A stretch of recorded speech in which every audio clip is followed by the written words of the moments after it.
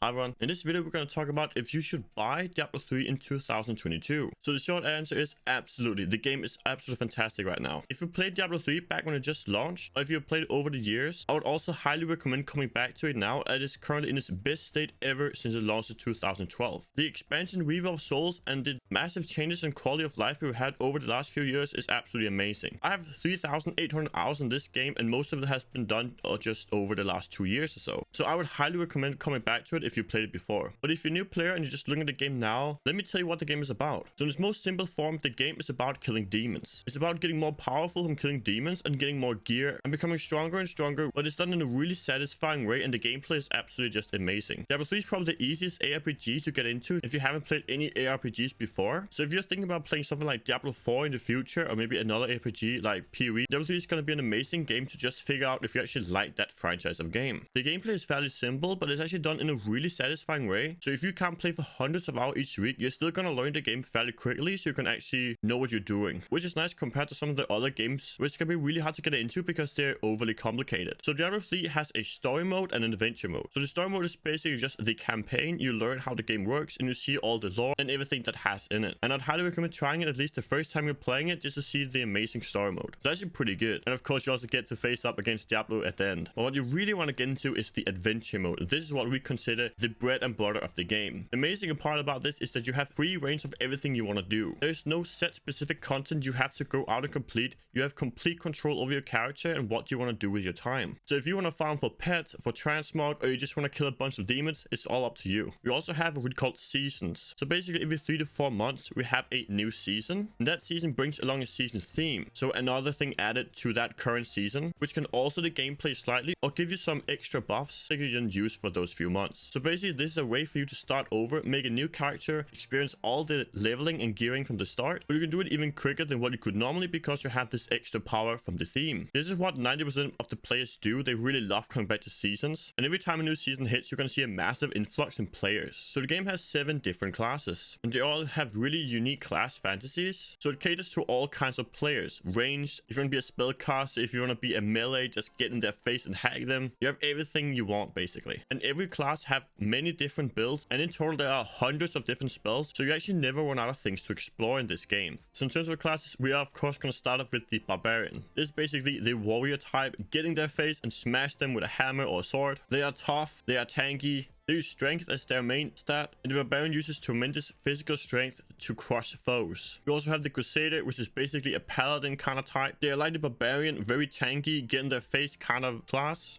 but they use light attacks to cleanse this world. The demon hunter is a really agile ranger, which can dash around and use crossbows and bows to shoot their enemies. They also have a variety of traps, and they have a lot of different elements they can use to kill their enemies. This is my most played character in the game, as I just really enjoy this. We also have the monk, which is basically a holy warrior, but they focus on being quick and agile, and they're basically a martial arts expert. So if you want to get in their face, you want to dodge their attacks, and you want to kick them in the face, the monk is definitely for you. We have the necromancer, which focuses primarily on being a commander of the dead. It's a dark priest which can summon an army of undead really. They also have a lot of curses they can use to drain the life from their foes. And you have the witch doctor. This is a ranged caster which focuses primarily on summoning pets and uses spirits to help them kill their enemies. And of course, the last but not least, we have the wizard, which is basically like the mage. They're the masters of using different elements to kill their enemies, staying at range, and casting all sorts of really powerful attacks to kill their enemies. And all the classes are actually really fun. They're really unique in their own way. And there's a class for every kind of player. The melee, the ranged, the caster.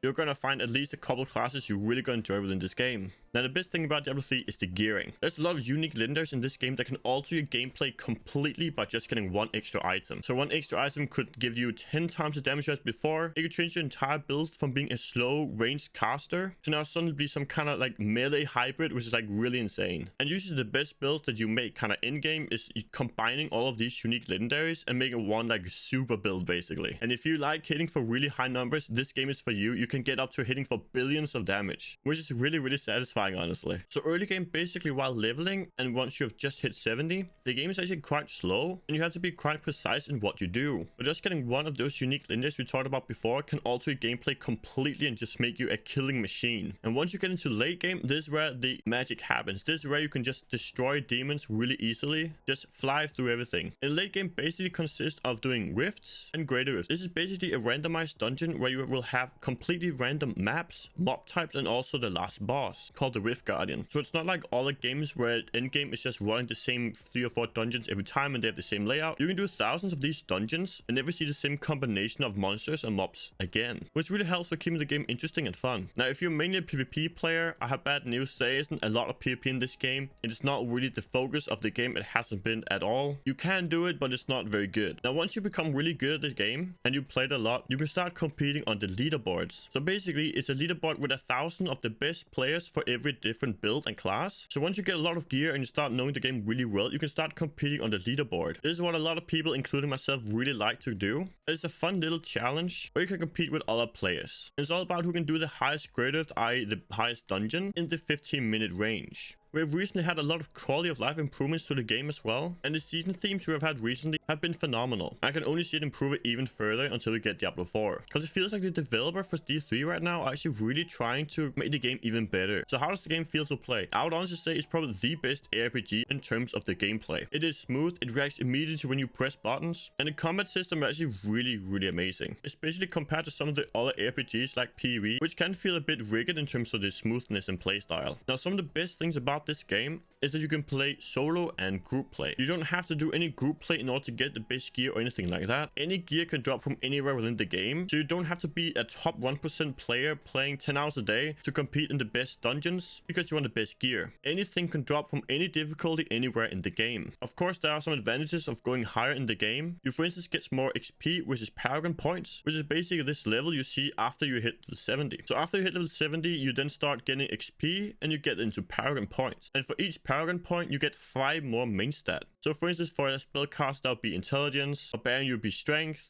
and a monk, it would be something like dexterity. Now, you can play this game solo and group play. So in group play, you usually get more XP, and you can typically also do higher dungeons. And of course, it's always fun to play with your friends. And the good thing about solo is you can always pause the game. So for instance, if you have a kid or something, you can easily pause the game, which is also why you could play this game while working from home or whatever you're doing, which is also why this game is so nice and so chill. You're not forced to do any content within the game. You can do whatever you want to and still get really good gear and improve your character's overall strength. So if you enjoy a nice chill game just about killing demons, I'd highly recommend trying this game out. So if you want to try this game out, I'd highly recommend it. You want to get the Eternal Collection that has the latest expansion pack. It has the Necromancer as well, which is also another class, and the Eternal Collection is quite often on sale, so you might be able to pick it up for a good price right now. And no, I'm not sponsored to say that. I just really love this game, and I think you're gonna enjoy it too if you like ARPGs. So if you're gonna start playing this game, I would highly recommend watching the playlist here, because it is filled with amazing Diablo 3 guides, so you can easily get started and learn everything you need to.